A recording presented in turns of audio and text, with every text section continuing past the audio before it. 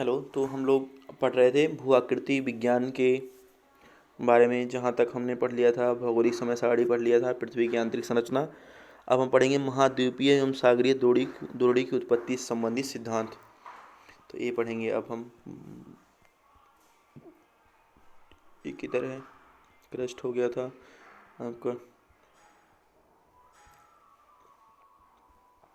हाँ, यहाँ से ये है आपका सिद्धांत, महाद्वीपीय एवं सागरीय द्रोणियों से उत्पत्ति के संबंधित सिद्धांत। तो जो महाद्वीप एवं महासागर की द्रोणियाँ उत्पन्न हुई हैं, तो द्रोणी मतलब होता है कि ऐसे करके, जैसे मान लिया ये होता है, इसके बीच में जो ये जगह होती है इसे द्रोणी बोलते हैं। तो इसके संदर्भ में दो प्रकार के सिद्धांत दिए गए हैं, एक तो संकुचनवादी सिद्धांत है और एक जो है महाद्वीपीय प्रवाह सिद्धांत है। तो संकुचनवादी सिद्धांत मतलब क्या? संकुचनवादी सिद्धांत में ये कहा गया था कि जैसे ये पृथ्वी है, तो पृथ्वी पर क्या हुआ कि जो है पृथ्वी की उत्पत्ति जब हुई, विभेदी शीतलन से जब हुआ था, शीतल हो रहा था, तो क्या हुआ, कुछ संकुचित हो गए, नीचे चले गए, कुछ ऊपर चले गए। जैसे कोई चीज़ ठंडा होता है तो ऐसे ऐसे हो जाता ना, तो इसी तरह से तो संकुचन हो गया कहीं कहीं, तो ऐसे ऐसे संकुचन हो गए। तो जहाँ जहाँ उठ गया उसको क्रस्ट मतलब सी कहेगा। सी से क्या होता है जी? कॉन्टिनेंट। हाँ, सी से कॉन्टिनेंट, महाद्वीप की उत्पत्ति हो गई, और जो नीचे हो महासागर की उत्पत्ति हो गई। ऐसा संकुचनवादी सिद्धांत कहता है, लेकिन ये सफल नहीं हुआ। तो इसको एक बार पढ़ लेते हैं। संकुचनवादियों के अनुसार पृथ्वी उत्पत्ति के समय विभेदी, विभेदी माने होता है एक जल्दी ठंडा होना और एक परे, कोई जल्दी जो ठंडा हो गया और कुछ मतलब धीरे धीरे ठंडा हुए। विभेदी शीतलन से क्या हुआ, एक ब्राह, वह ब्राह जो शीघ्र ठंडे हुए संकुचित होकर सागरीय द्रोणियों के रूप में प्राप्त हुए। जो जल्दी ठंडे हो गए वहाँ सागरीय द्रोणियाँ एकदम नीचे चली गई, जो धीरे धीरे ठंडे हुए वो बड़े भाग के रूप में उपस्थित हो गए। तो ये संकुचनवादी सिद्धांत कहता है कि पृथ्वी थी तो धीरे धीरे ठंडी हो रही थी, तो जो धीरे धीरे ठंडी हो गई वो नीचे चले गया एकदम, मतलब जो जल्दी ठंडी हुई नीचे चला गया, और जो धीरे ठंडा वो ऊपर हो गया, तो ऊपर वाला महाद्वीप हो गया, नीचे वाला महासागर हो गया। ऐसे इन्होंने बताया। तो साक्ष्यों के अभाव में इस मत का समर्थकों द्वारा प्रस्तुत किए गए विचारों की मान्यता प्राप्त नहीं हुई, तो ये मत गलत हो गया। अब आया आपका प्रवाह सिद्धांत, इसको ड्रिफ्ट थ्योरी बोलते हैं, या महाद्वीपीय प्रवाह सिद्धांत। मेन क्वेश्चन आता है कि महाद्वीपीय प्रवाह सिद्धांत, जो कि अल्फ्रेड वेगनर जर्मन के वैज्ञानिक थे, उन्होंने उन्होंने origin of continent and ocean, मतलब origin of continent and ocean, जो कि 1915 में बुक लिखी गई थी, उसमें जलवायुवेत्ता थे, और जलवायुवेत्ता ने ये चीज़ बताया महाद्वीपीय प्रवाह सिद्धांत के बारे में। तो पृष्ठभूमि देखते हैं।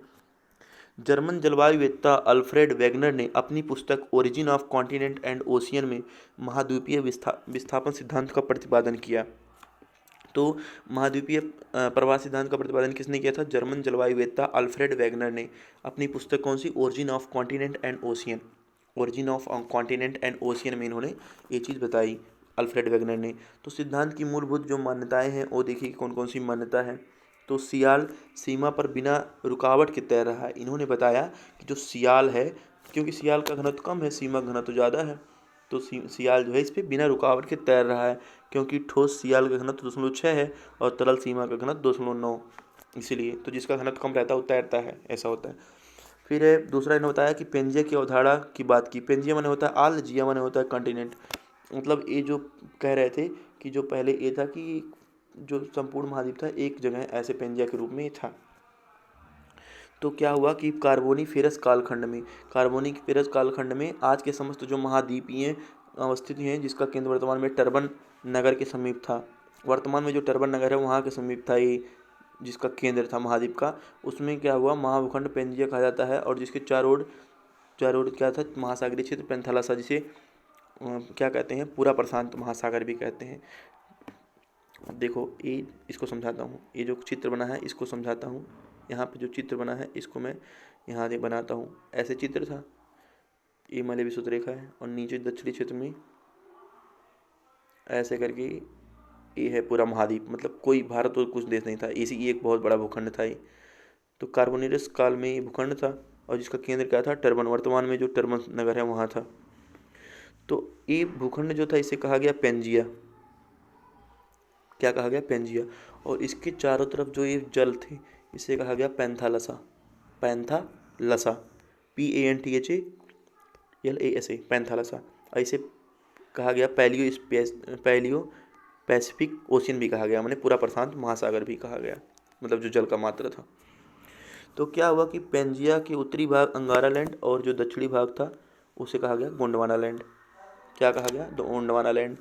और अंगारा लैंड में अमेरिका के साथ साथ यूरेशिया के हिस्से सम्मिलित थे, और गोंडवाना लैंड में कौन कौन था? दक्षिण अमेरिका, अफ्रीका, भारतीय प्रायद्वीप, अरबियन प्रायद्वीप, ऑस्ट्रेलिया हिस्से थे। अंगारा लैंड, गोंडवाना लैंड के मध्य टेथिस सागर नामक भूसन्निधि थी। जैसे पृथ्वी विषुवत रेखा,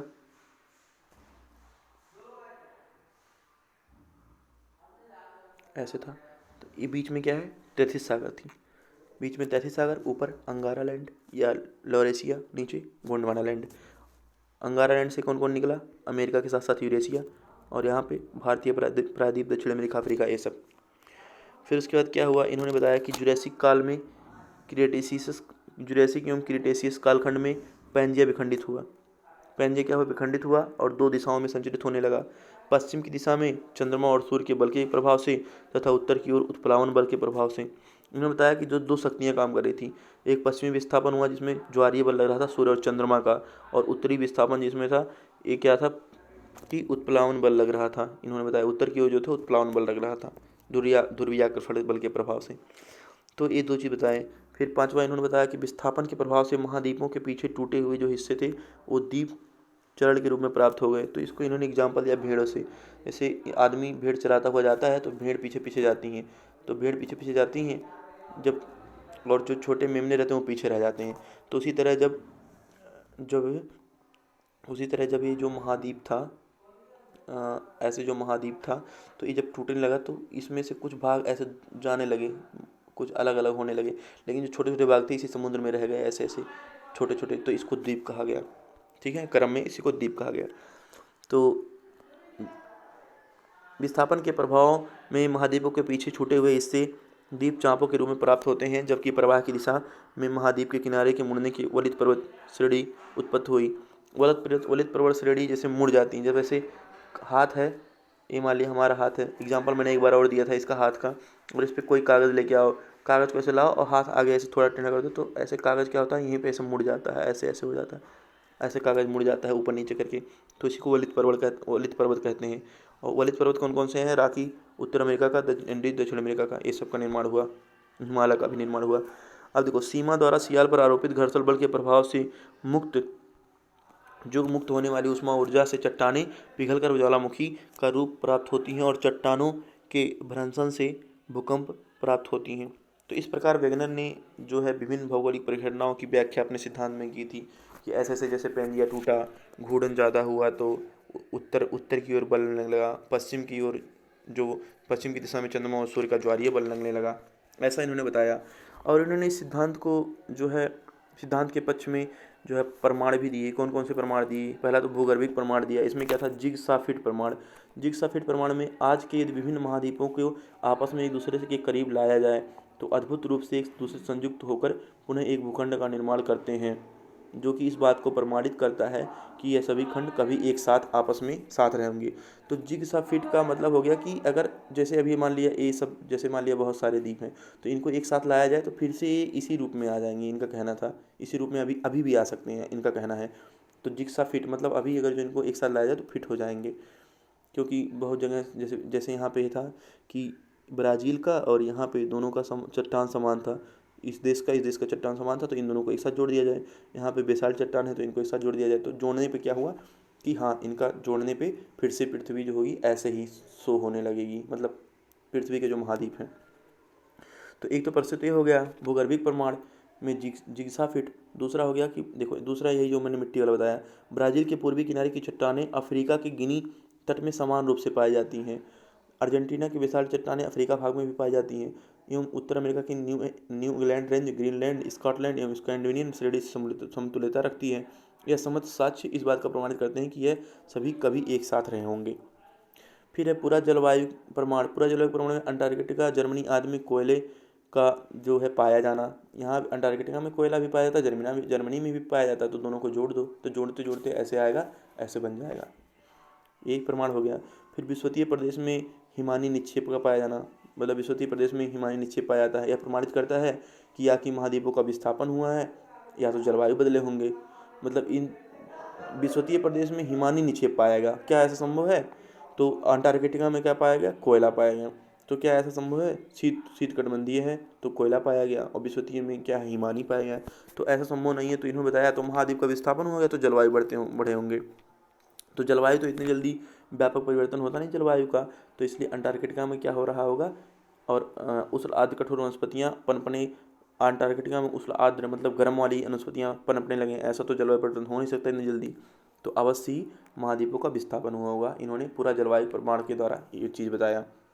फिर पूरा जीवाश्म प्रमाण के द्वारा तो गोंडवाना लैंड में एक सभी हिस्से में एक प्रकार का मेसोसारस एवं क्या नाम है इसका, मर्सुपियल, मेसोसारस तथा मर्सुपियन नामक जीवाश्म पाए जाते हैं थे, तथा एक ही कालखंड के इसको ग्लोसोस्टेरिस नामक वनस्पति के हिस्से मिलते हैं। ग्लोसोस्टेरिटस नामक वनस्पति के हिस्से मिलते हैं। तो इसमें नाम में कुछ गड़बड़ हो सकती है, लेकिन आप लोग इसको एक बार चेक कर लेना। इस बात को प्रमाणित करता है कि अवश्य ये सभी भूखंड मेजोइक काल में आपस में जुड़े रहे होंगे। मतलब ये जो जीवाश्म है इस सेम प्रजाति के, ऐसे लगता है कि जीवाश्म पाए जाते हैं एक ही कालखंड में। फिर ये जैविक प्रमाण में क्या है? स्कैंडिनेविया में पाया जाने वाला लैंगिक नामक जीव, ये लैंगिक जीव था जो क्या करता था, इसको पता था कि ग्रीनलैंड में जाएंगे तो खाने को मिलेगा, तो ये क्या करता था, यहाँ से जो है, यहाँ से लैंगिक जीव जो है यहाँ से जाता था यहाँ खाने, तो खाने जाता तो बीच में सागर पड़ जाता, यहीं डूब डूब कर मर जाता था। तो इससे इसके पूर्वजों ने बताया होगा ना कि ग्रीनलैंड में जाओ, तो ग्रीनलैंड में जाओगे तो कुछ खाने को रहेगा, तो लोग यहीं पे जाते रहे होंगे। लेकिन अब तो ये दूर हो गया, तो ये जब दूर हो गया तो बीच में सागर आ गए, तो ये कैसे जाएं? तो फिर भी ये उधर ही जा रहे हैं, तो जाते जाते बस समुद्र में डूब गए। तो इसका मतलब ये जो ग्रीनलैंड है कभी इसके साथ जुड़ा रहा होगा ऐसे। तो जैविक प्रमाण है, स्कैंडिनेविया में पाया जाने वाला लैंगिक नामक जीव अटलांटिक महासागर में डूबकर सामूहिक आत्महत्या प्राप्त करता है। यह इस बात का प्रतीक है कि वह जीव अपने पूर्वजों के द्वारा बताए गए मार्ग का अनुसरण करते हुए ग्रीनलैंड जाना चाहता है, परंतु ग्रीनलैंड के पश्चिमी विस्थापन से जल में तैरता हुआ थककर चूर होकर मर जाता है। ऐसा है। ये वेगनर का सिद्धांत था ये सब। फिर है वेगनर सिद्धांत की आलोचना भी हुई। तो वेगनर सिद्धांत की आलोचना में क्या क्या चीज़ें देखने को मिलती हैं? तो पहला तो है प्लेट विवर्तनिक सिद्धांत के अनुसार कहा गया कि सीमाल सीमा पर नहीं बल्कि स्थल मंडल दुर्बलता मंडल पर तैर रहा है। पहला सिद्धांत तो ये गलत हो गया। इन्होंने कहा था सियाल सीमा पर तैरता है वेगनर ने, लेकिन आलोचना हुआ प्लेट विवर्तनिक सिद्धांत के अनुसार कि सियाल सीमा पर तो नहीं बल्कि स्थल मंडल जो है वो दुर्बलता मंडल पर तैर रहा है। फिर सेकंड है कि यदि सियाल सीमा पर बिना रुकावट तैर रहा है तो घर्षण बल कहाँ से आ गया? तो घर्षण बल कहाँ से आ गया और ज्वालामुखी आदि कहाँ से उत्पत्ति कैसे हो गई? ये चीज़ हो गया। फिर जेफरी ने कहा कि जेफरी के अनुसार अगर वेगनर द्वारा प्रयुक्त की गई शक्तियाँ अमान्य हैं, क्योंकि सूर्य एवं चंद्रमा का ज्वारीय बल इतना अधिक होता तो महाद्वीपीय विस्थापित होते, तो आकलन सिद्ध हुआ कि आज तक पृथ्वी का घूर्णन रुक गया होता, ऐसा उन्होंने बताया। और चौथा इन्होंने बताया महाद्वीपों का विस्थापन केवल दो दिशाओं में नहीं बल्कि भिन्न भिन्न दिशा में हो रहा है। केवल दो दिशा में विस्थापन नहीं हो रहा है कि उत्तर दिशा में और पश्चिम दिशा में, जैसे कि इन्होंने बताया कि ज्वारीय बल से पश्चिम दिशा में और उत्प्लावन बल से उत्तर दिशा में, तो ऐसा नहीं है, ये कई दिशा में हो रहा है, ऑस्ट्रेलिया पूर्व में, अंटार्कटिका, ऐसे करके। तो फिर आलोचकों ने वेगनर के बारे में कहा कि वेगनर अपने सिद्धांत का समर्थन वकीलों की तरह करते हैं, वैज्ञानिक की तरह नहीं। मतलब कुछ ने कहा कि वेगनर जो है अपने सिद्धांत का समर्थन वकील की तरह कर रहे हैं, वैज्ञानिक की तरह नहीं कर रहे हैं। फिर अब देखो फिर यहाँ पे देखा वेगनर का यह सिद्धांत जो है नकार तो अवश्य दिया गया, परंतु पीटीटी के साथ, मतलब प्लेट विवर्तनिकी जब सिद्धांत आया पीटीटी के साथ, प्लेट विवर्तनिकी सिद्धांत के साथ पुनः नए रूप में सबके समक्ष प्रकट हुआ। क्यों? देखो वेगनर जो थे, अब जब इनको वेगनर के प्रमाण को आलोचना के द्वारा जब खारिज कर दिया गया तो वेगनर गए यहाँ ग्रीनलैंड के हिस्से में, तो यहीं पे बर्फ़ का कुछ तूफान आया, इसी में ही हमेशा के लिए चले गए, तो इनके सिद्धांत को वहीं ख़त्म कर दिया गया। लेकिन जब प्लेट विवर्तनिकी सिद्धांत आया तब इनके फिर सिद्धांत को फिर से इन्होंने इस सिद्धांत को फिर से इनका मतलब लाएगा कि हाँ वो भी सही कहे होंगे, इनकी भी कुछ तथ्य सही रहे होंगे, तो इसलिए फिर वेगनर का सिद्धांत चर्चा में आया। तो अभी वेगनर के सिद्धांत तक ही रखते हैं। अब इसके बाद नेक्स्ट क्लास में हम आपको आगे का सिलेबस कंप्लीट कराएंगे।